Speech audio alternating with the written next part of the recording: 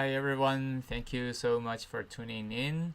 My name is Linton Ye, and today we're gonna build something interesting that is this is more of a form, and we're gonna just look at how to connect those different pieces on this UI to add some logic and also as I mentioned, there's something nice that I discovered in Framer, which is the navigation API. So for us to actually use code to control the navigation between different windows in the that we can put we actually designed in the canvas. So first of all, I would like to thank Shaw Hugh. I don't know if I pronounce your name correctly, but yeah, thanks. Thank you so much for him to actually requesting this demo and also provide the design. So I didn't really design this; it was him who actually designed this. That's looking pretty good. So okay, let's get started. And we are gonna just build this form.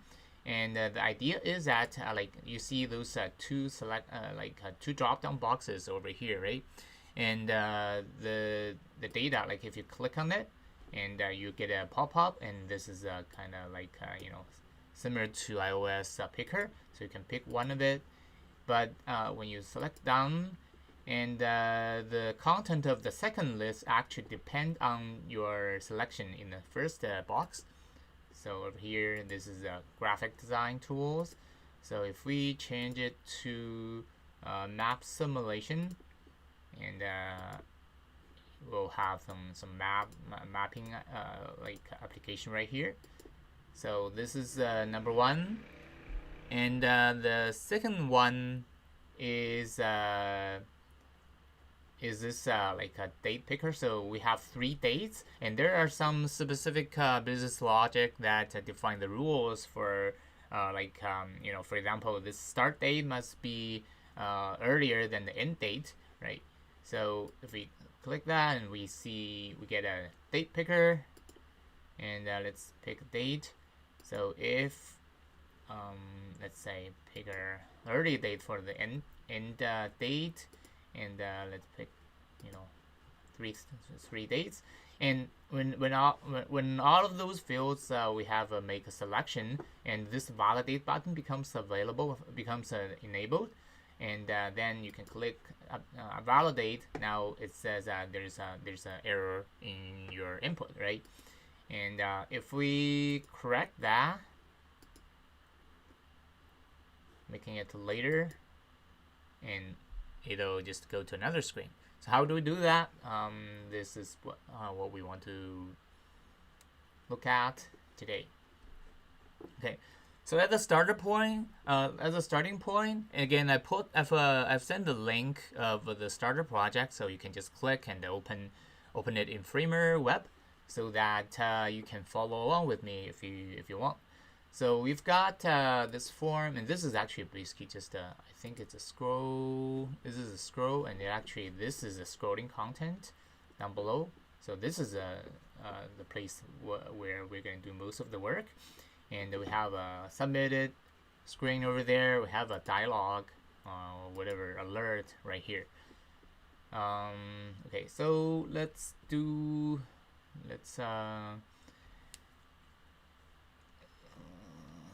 so let me see how. So the first, for now, this is just a frame, which includes an icon and some text, and we want to be able to click on it to open something, right? What we're gonna do is to actually insert, because I haven't actually found a good iOS picker there, so I just real quickly build a component right there. I think I've already installed it, but if you know other projects, you can search for iOS picker, and this is the one that I'm using.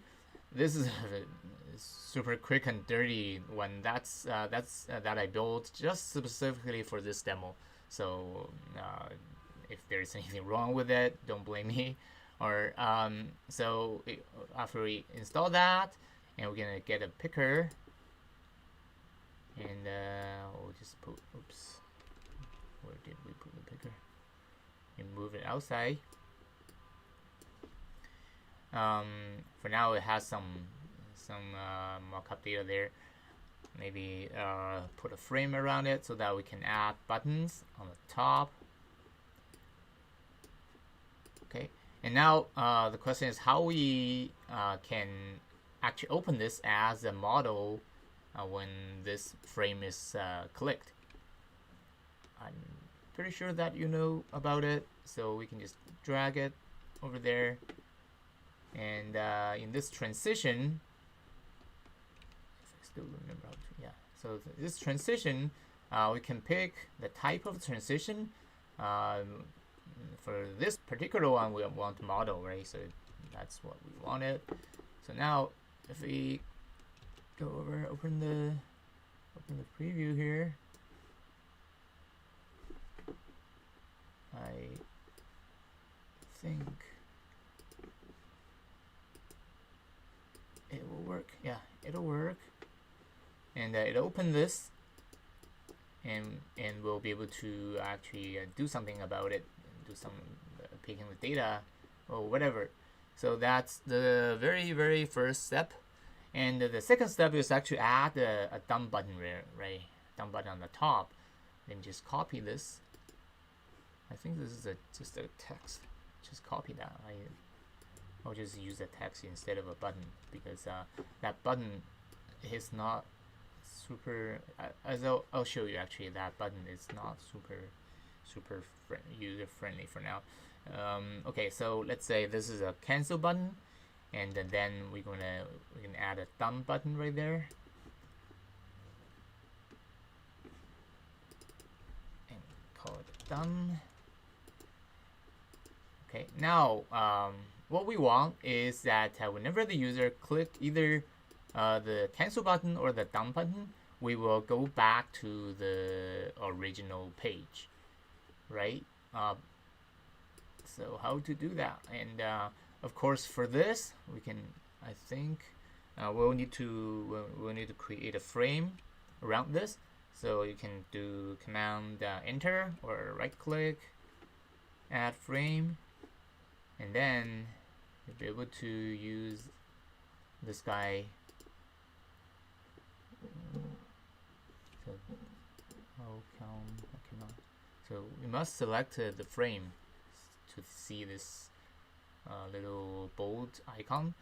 So either we can connect back to the frame, or better yet, we can actually customize the transition. When the target, we can change it to back to previous. So that'll make it a lot more reusable. We can put it on the other frames so that it'll work similarly. Okay. Now this dump button is actually kind of different. I think this should work. Cancel should work now. It works, right? But this dump button is kind of different. I think you can still do the same thing to connect to pointing it to the previous the previous screen. But what we actually want later on is to actually confirm users selection in this data, and also have a way to store the data. So there needs to be, we need to basically write some code about it when this is done. So let's see how we're gonna do it. So add a frame again. Now let's add an override. Let's add an override, and let's edit the code. So the okay. For some reason I already have all the code. I forgot to delete this file, or maybe I'm pretty sure that I deleted these files. But let's pretend all of those are not there. Let's get rid of it, except this categories. Maybe I'll leave it there. Leave these things over there, And don't look at like these yet. So we're gonna just write that override function done button, or maybe done, or maybe we want to say category done, right? The first cat done. Okay. Override. It's gonna return something. We're gonna say when that button is clicked, we want to do something, right? So first of all, we want to navigate back to the previous screen, and the second of all, we want to commit the data or save the data, or maybe save the data. Okay. The first thing, how are we navigate back, right? So this is the surprise, the present surprise that I mentioned in my email is that Framer already provided a way to programmatically navigate to a screen, which is really convenient. I think that that API right now is still in beta, but seems like it's working, so we're gonna just use it, right? So we want to import this useNavigation, which is a hook that we can use in our override to navigate back to the previous screen. So let's copy it right here, line number 29. Let's just call this useNavigation. Because it's a hook, so it's a function, so we can call it inside our override or other React components. And now we get a nav. So this nav is actually all we need to go back to the previous screen, right? So this should already work, I think. If it's not working, this is a kind of common error. Oftentimes that I do it a million times myself, is that when I create a override but forget to actually set it over here, I think there should be ways to actually improve this workflow. But for now, remember to populate both this file and the override. And then if you go back to the code and check if everything is okay, yeah, we get this cat done. And now let's test it, right? Done. So that works. That works. Cool. Now let's try to populate these this list, right, with some data that we define in code. So this one, it actually has a prop options, so we can put an array of strings so that we can actually populate, like that. We can add.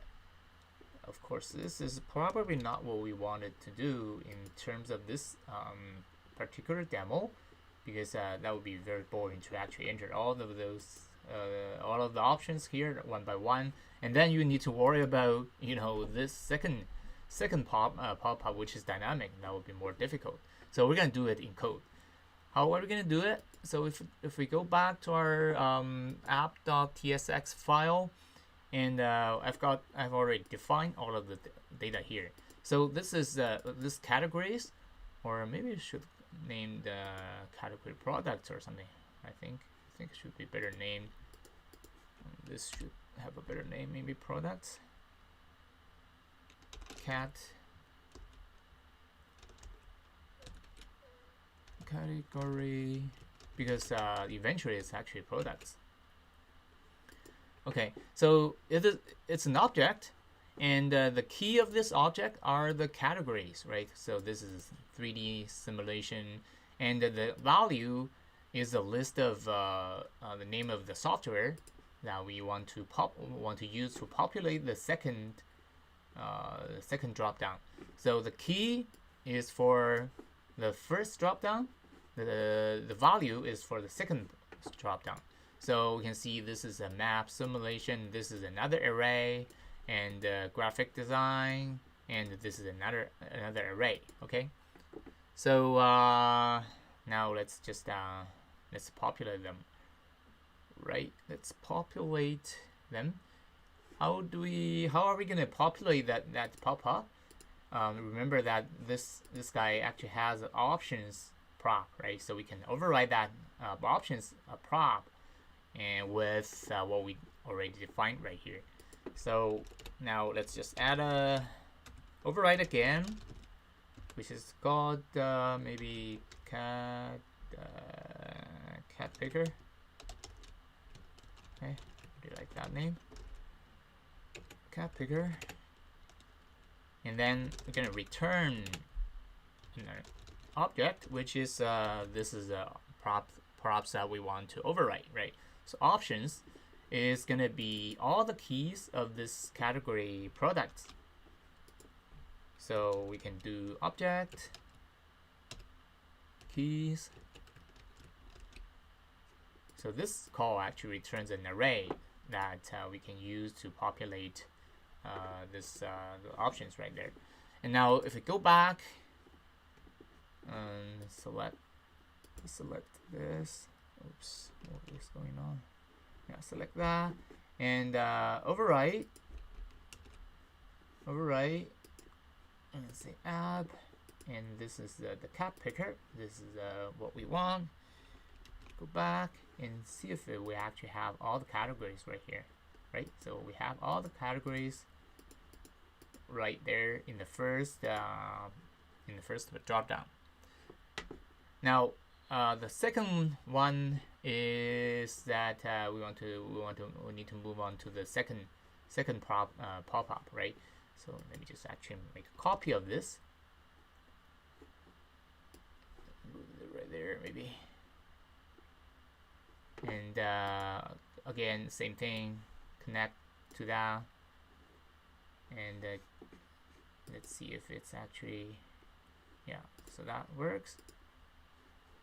That works too, I think. Did it work? Yeah, it works. And now the what we need to do is to actually use another override. Instead of this cat picker, we want product picker, right? Line number 34, product picker.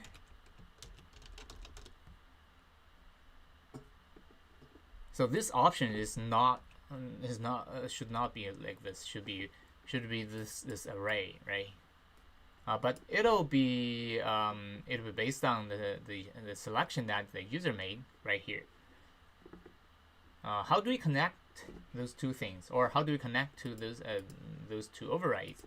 Is this is what we can do here is a thing called data, I think, and data, and then over here its parameter is an object. So this data is something we import from Framer, and this is what we use to connect whatever we see on the canvas, right?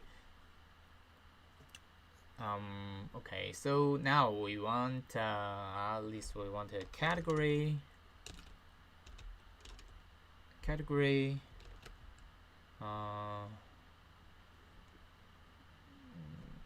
Its initial value, maybe let's say it's null, right? We don't have a category by default, and product, we don't have a product by default.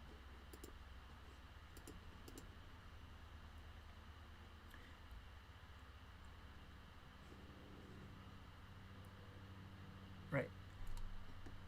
Now this category, okay, that's working okay. And now I'll actually move back to over here, line number 52 is that we not only need to navigate back to the previous screen, we also need to save the data. So how do we save the data? We basically save the data into this data object. So we can say data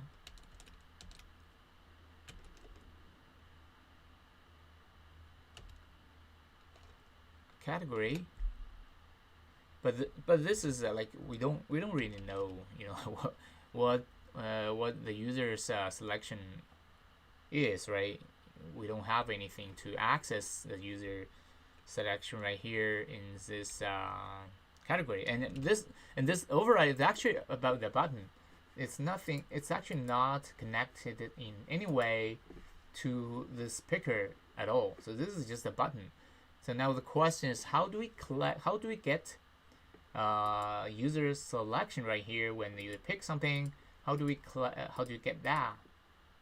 And then somehow pass it over there to line number 52, so that we will be able to know what is the currently active category, right? We need to use yet another override. I wish there is a better way to actually create those override, but yeah, cat. Do we have a cat picker there? Yeah, we have a cat picker already, so we don't need to. We don't need to create a new one. So this cat picker, for now, we only override its options, right? Let's comment that out for now to prevent this error. Okay, line number 35. Sorry. So for now we only override its options, but there is another prop that we can override, which is called onChange. It is a function, and it has a parameter called value, and this function will be called whenever the user picks something from the list. So this value would be the user selection. So now what we need to do is to actually kind of save this value into, I don't know, you tell me where should I save this so that I can access right here in this override. So how do we let two overrides talk to each other? The way is to, yeah, if you think of something, just put it in the comment, or otherwise I will show you very shortly. So the answer is actually through the data again. So data, call it draft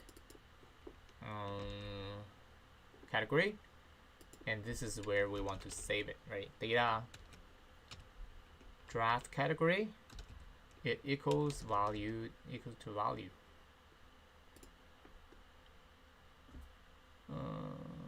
Why get an error is not assignable? No.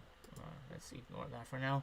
Oh, actually, we didn't have to save it to draft. We can do this. We can just say data category directly equal to value, and then we don't even need to put a data category right here, and then over here, line number 47, we can use this currently active category to populate the list of products, right? So how are we going to do it is to actually get this list. This is because this is a big object, and what we need in order to get this array out of this big object, what we need is these property key, right? So this is the category. So we can just put it, data category. That should be what we wanted, but let's see if it actually works. Okay, let's pick map simulation, and it's not saved.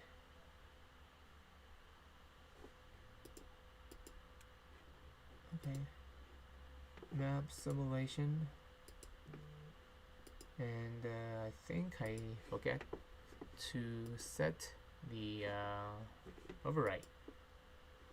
Yeah, so this one is for the category, and this one is for the product. So we need to select override product picker, And let's see if this time it works or not. Map simulation. See, this is our mapping software. And if we choose 3D simulation, and it's gonna be my 3D studio or something. At least this works. But if we go back, like I mentioned something about draft category, right? So why do we need this draft category? The reason is that yeah. So interesting thing is that we cannot actually see it over there. So actually, let me. I'm ahead of myself a little bit. So let me actually, whenever we pick something right here, whenever we pick something right here in the picker, and we want to actually populate this text. So we want, let's do that. How do we do that? Again, override. Answer is always override actually. Oops, what is going on? So this guy, we want to use the override to change its text, and this guy will want to use an override to change its text. So let's go back to write the override. Yeah, I really wish there is a better way to navigate between the screen and the override. Okay, cat name.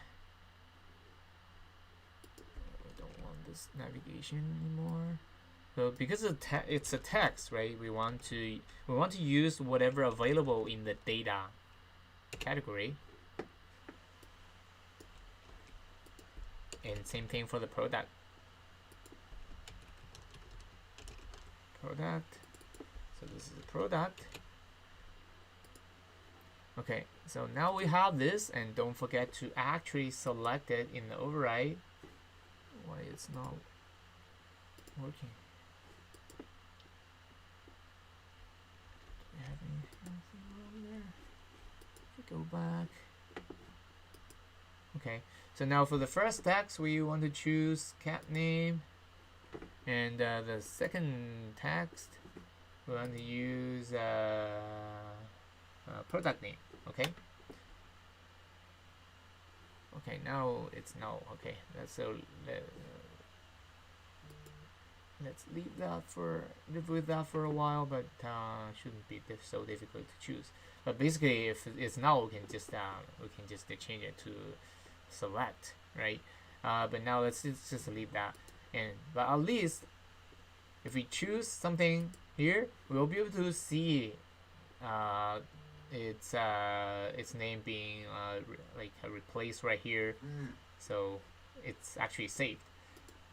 But the problem with that, this will make this cancel button useless, because you know, even if we hit cancel, we'll still get whatever we select right there.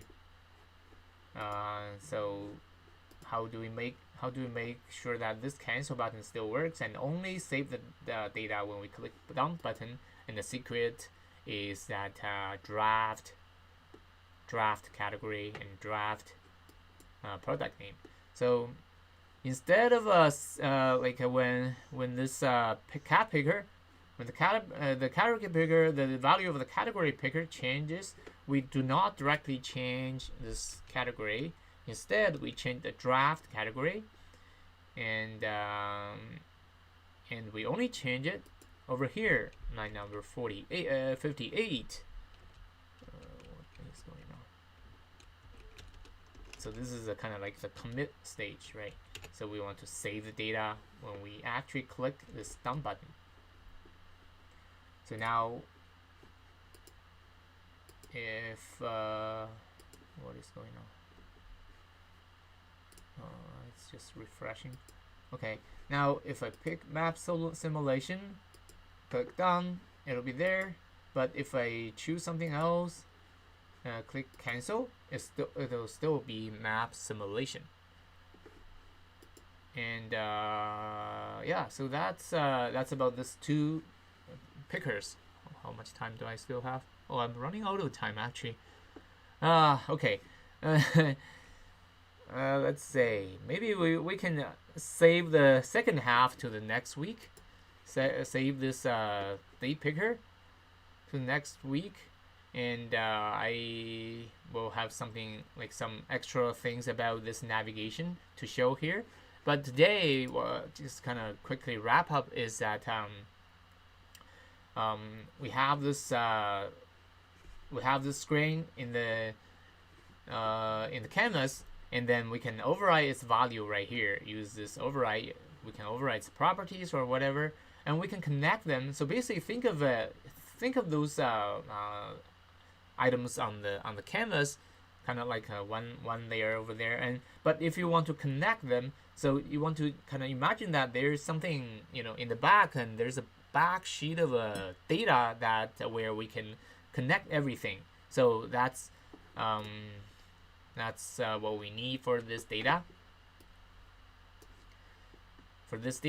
So we can use this data object to connect different items on the canvas, and to make those override talk to each other, and determining the value of one item from other items, and stuff like that. So including validation, we can do that in the same manner as well. Yeah, so this is what I have for today. So we'll save the rest of the content for next week. But if you have any questions, feel free to put it in the comment, and I can stay a few more minutes so that I can answer your questions.